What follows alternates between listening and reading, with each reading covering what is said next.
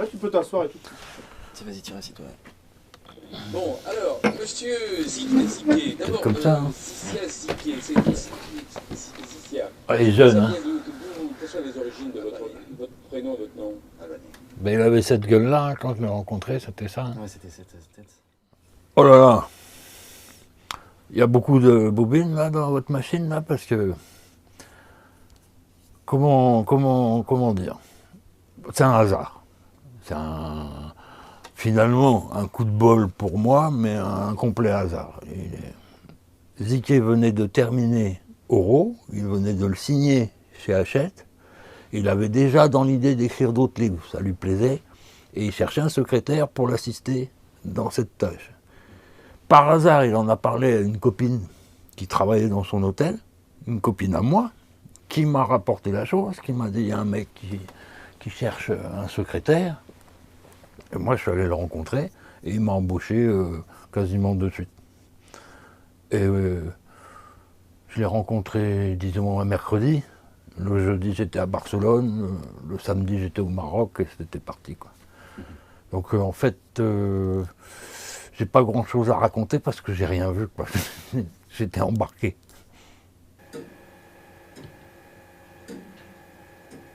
Et ben, quand tu rencontres un type comme ça, il sortait de la jungle, il était en pleine force, il avait pas 35 ans. Moi, j'étais obligé de faire allégeance, quoi. Il m'était évidemment, comment dire, supérieur.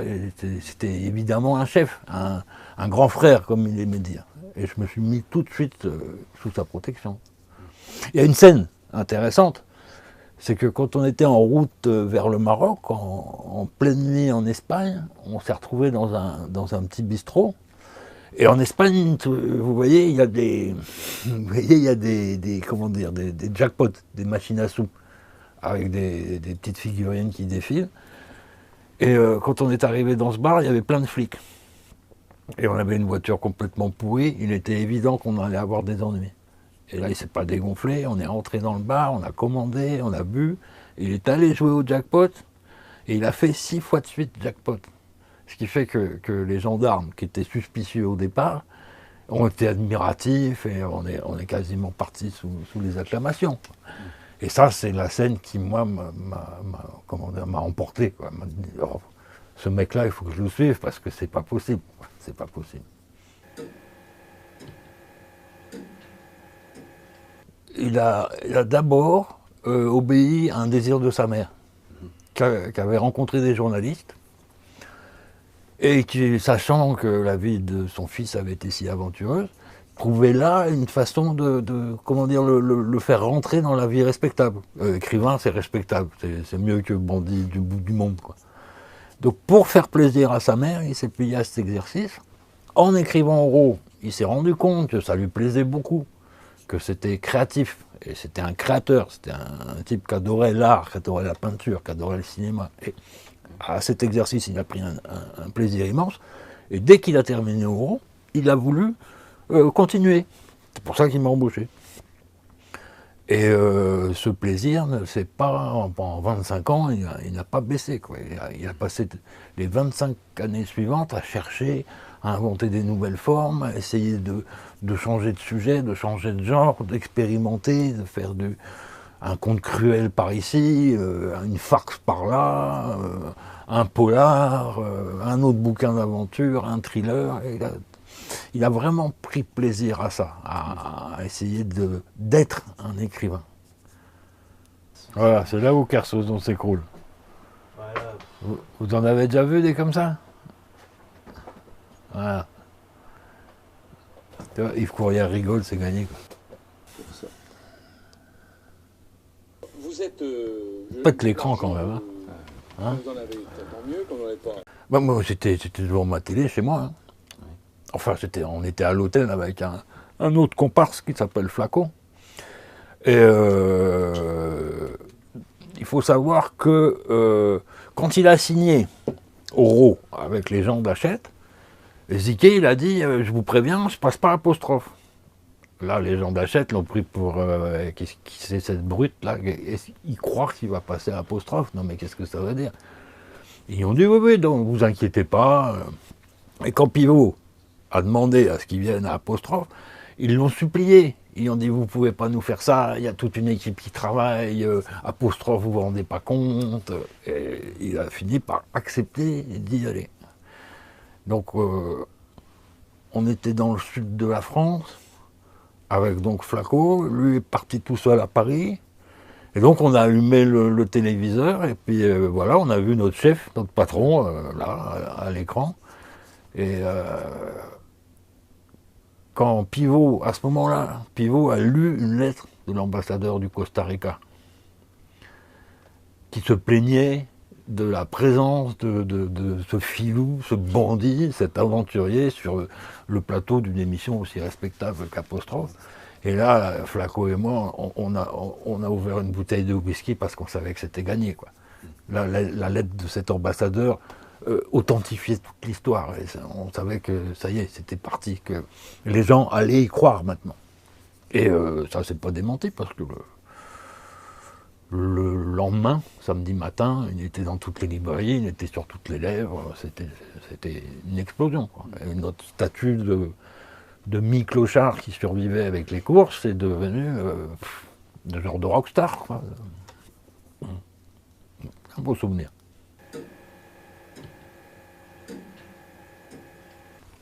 Pour résumer, on va dire qu'on ne pouvait pas faire de plan à plus de 10 minutes. L'avenir était sans cesse remis en cause avec lui. C'est un type qui bougeait très vite, qui changeait d'idée comme on boit un coup, quoi, comme on allume une clope. Par exemple, comme un jour, il décide, on est à Paris, il veut partir en voyage, il dit oh, on va aller voir le Grand Nord, on va aller voir les Inuits, on va faire du troc avec les trappeurs. Allez hop, on prend un avion, on va jusqu'à New York, puis Anchorage, on arrive à Anchorage, il fait froid, c'est pas beau, c'est laid, il y a des bars à pochetron, dit ah ben non, ça va pas nous plaire, ça fait longtemps que les Inuits font plus du trafic avec les trappeurs. Il dit bon, c'est pas l'endroit, on va aller à Rio de Janeiro, c'est bien la plage, c'est bien, on va être au soleil, il y a des belles filles, on va à Rio. Donc des billets d'avion, trouver des places dans le prochain, parce qu'il faut partir dans la minute. Hein. On se retrouve à Rio, il fait 10 mètres, il dit non, c'est pas là, hein, les gars, non, les tropiques, on a marre, les brésiliennes, on connaît ça, on va aller en Asie. Et hop, parti pour Singapour. On se retrouve à Singapour. Singapour, il fait chaud, c'est pas Singapour. Bon, on va aller voir l'Australie. On va à Sydney. Sydney, c'est pas ça. On va aller dans le bush. Ah, dans le bush, on sera bien, les gars. Vous allez voir, le bush, c'est bien, le désert, c'est sain. Et on se retrouve avec les aborigènes. Et là, il dit, on est bien là, les gars. Hein. Et nous, on dit, oui, chef. Ouais, on est bien. Il n'y a pas un rad, il n'y a pas une gonzesse, il n'y a que le désert et puis un village d'aborigènes. On a voyagé à travers le monde, d'abord pour claquer tout ce pognon qui venait des livres et que lui ne voulait pas garder, donc c'était les palaces, un autre coup les aborigènes à dormir dans le sable, un mois plus tard un grand hôtel à Bangkok, du jeu, du casino, claquer le pognon. M'endurcir, moi, me faire découvrir le monde, parce que moi, avant, j'avais pas beaucoup voyagé, donc ça m'a permis d'avoir un regard, de connaître des bandits. Moi, je connaissais pas les bandits. Donc, dîner avec un bandit, c'est quand même quelque chose, quoi. On apprend. Hein, un trafiquant de coke, un braqueur de banque, un tueur à gages. Permis aussi de monter mes petites aventures perso, parce que je l'avais jamais fait. Moi, j'étais un petit écrivain parisien, j'ai monté des petits commerces, j'ai ouvert des bars, j'ai monté un équipage de pêcheurs de perles, bref, vivre la vie, quoi.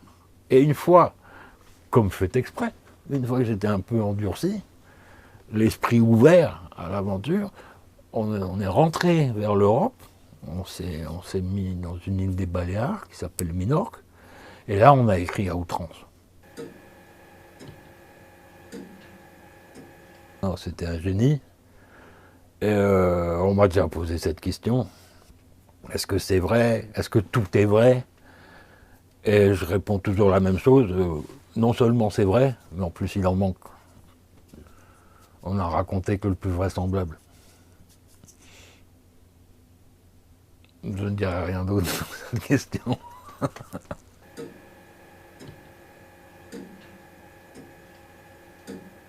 La liberté. Il y a un vent de liberté qui souffle sur toute cette œuvre qui est phénoménal. Des types qui ne respectaient aucune loi autre que la sienne. Vraiment, dans toutes ses actions. Je vous racontais tout à l'heure qu'on a voyagé autour du monde pour claquer l'argent, alors qu'il venait quand même de faire fortune. Je veux dire, n'importe qui d'autre, il met ça en banque, il en place 10% dans l'immobilier ou je ne sais où, et puis il se la vit tranquille. Non, non, non, il a fallu qu'il dépense tout. Ça faisait partie de sa conception de la liberté. On ne thésaurise pas, on ne se repose pas sur ses lauriers, on fait tout pour se retrouver pauvre, parce que quand on va se retrouver pauvre, quand on va se retrouver assis sur le trottoir, là, dans une ville, on ne sait pas où, il va falloir qu'on réagisse, il va falloir qu'on invente autre chose, il va falloir qu'on reconquiert sa liberté. Et voilà, c'est un conquérant de la liberté. Et je pense que les lecteurs sentent ça. Parce qu'on est tous pareils, on vit dans des sociétés qui nous corsettent, qui nous imposent des lois. Il y a un patron, il y a un chef, il y a des horaires, et il y a le loyer à payer. Et lui, ça franchissait de tout ça, quoi. Et je pense que les lecteurs, ça les emporte, ça les fait rêver. Ouais, je pense que la clé de tout, c'est la liberté et la sincérité. Il me dit, des gens qui me disent, j'ai lu Euro à 15 ans, j'ai lu Euro à 20 ans, j'ai lu Euro à 30 ans, ça a changé ma vie. Ziké, c'était beaucoup de gens ne lisent que Ziké. C'est des gens qui ont été rebutés parce qu'il est en magasin, quoi, par les bouquins, ça les emmerde, la littérature, ça les emmerde. Et ils trouvent dans Ziké quelque chose qui les remet à lire. Beaucoup de gens lisent Ziké, San Antonio et Bukowski. Ça, j'ai eu plusieurs. On a eu du vivant de Ziké plusieurs messages comme ça. Je ne lis que vous, ou alors San Antonio, ou alors Bukowski. Et puis j'en ai eu d'autres dont exactement les mêmes noms depuis que j'ai fait mon blog. Des gens qui n'aiment plus lire, qui aimaient lire, qui aiment bien l'acte de lire, mais que la production actuelle fait chier, quoi. Pour parler poliment.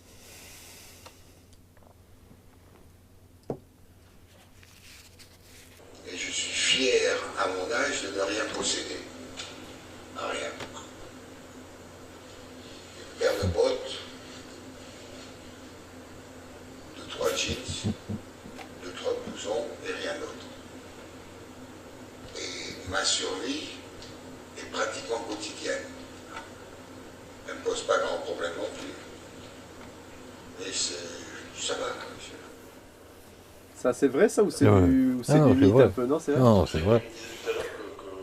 À cette époque-là, il survit aux courses comme d'habitude. Et c'est vrai que peut-être la possession, en fait, est une C'est espèce vraiment de- quotidien, ouais. Ouais. Et en plus, il a un train de vie qui est quand même à un certain niveau, quoi.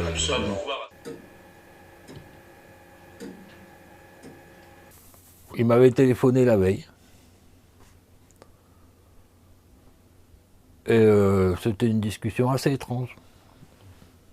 Il m'a dit, c'était un homme qui vivait pas dans le passé, hein. Il était toujours projeté dans la prochaine aventure, dans son prochain personnage, dans son prochain destin. Et là, il m'a dit que pour la première fois, il avait analysé sa vie, son vécu. Il s'était penché sur ses souvenirs. Et qu'il était très content parce qu'il avait eu une vie exceptionnelle. C'était un homme qui ne se vantait pas, mais là, il était vraiment content. J'ai fait des choses, mais absolument insensées. Mon parcours sur cette terre a été jonché d'aventures. J'ai connu la gloire, la richesse, la pauvreté, la violence, la sensation de grande liberté. Et il m'a dit, je kiffe chaque instant. Je pense qu'on a raccroché peu après. Et ouais, je pense que c'est les dernières paroles, quoi. Je kiffe chaque instant qui m'est adressé, quoi.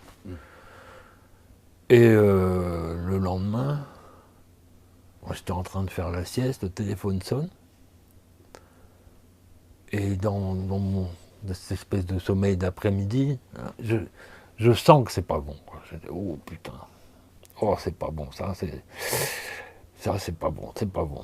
Et je me lève, je vais au téléphone, j'interroge le répondeur.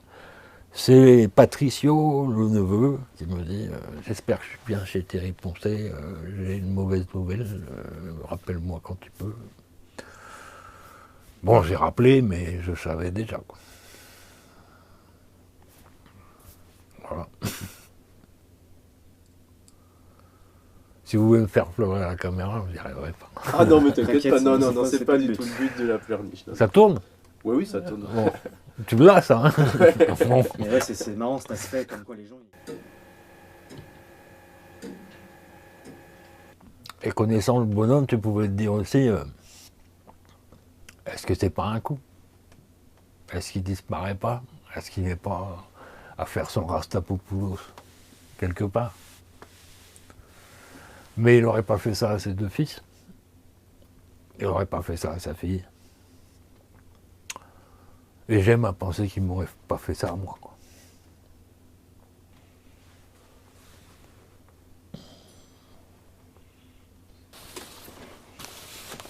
Oh bah c'est très bien. De toute façon, ce que fait Satouf, c'est bon, hein. En fait, Riyad Satouf avait, dans Charlie Hebdo, une chronique, un strip vertical qui s'appelait La vie secrète des jeunes, où il passait des scènes vues, quoi. Et un jour, il était à la terrasse d'un bistrot, et son voisin de table, une sorte de flambeur avec la BMW, qui est en train de draguer une ex, il se met à parler de Ziké. Et le type, il est explosé, il rigole. J'ai plus les mots exacts en tête, mais Ziké, il prend le meilleur, il laisse le reste au chien. Il y a une scène qu'il avait marquée dans Sahara, c'est quand... excusez-moi, il nettoie au citron le sexe des prostituées pour éviter les... soi-disant, les maladies. Et Satouf dessine ça, dessine ce mec en train de s'éclater à raconter ses horreurs, quoi. Et donc, Satouf, il se dit, mais qui est ce mec? Ziké, je ne connais pas. Et moi, je lisais Charlie, toutes les semaines. Et moi, quand j'ai Ziké au téléphone, pour le coup de fil quotidien de 2 heures, je dis, tiens, il y a un mec qui t'a croqué, il parle d'un lecteur, elle me dit, ah bon. Et c'est comme ça qu'il a pris contact avec Riyad Satouf, et c'est comme ça qu'ils ont pris rendez-vous. Et rendez-vous dont Satouf a tiré cette planche, qui est, à mon avis, très bonne. Il a bien vu comment on est séduit par le personnage. Il n'a pas été choqué. Je pense que c'est un type vachement ouvert. On n'arrêtait pas de rigoler. Tout à l'heure, on parlait de qu'est-ce qui fascine les gens. Il y a aussi qu'on rigole bien. Tu dis un Ziké, Florian, vous avez rigolé, non? Hein, Oro, c'est jamais l'histoire d'une mine d'or, si c'était pas drôle. Mais Ça fait partie de l'aventure. Ouais, on dit, mais qu'est-ce que c'est que cette pourriture qui exploite tout le monde, là, qui fout son bordel là-bas dans la jungle? On s'en fout. C'est parce que c'est drôle. Sahara, c'est encore plus drôle. C'est du comique, quoi.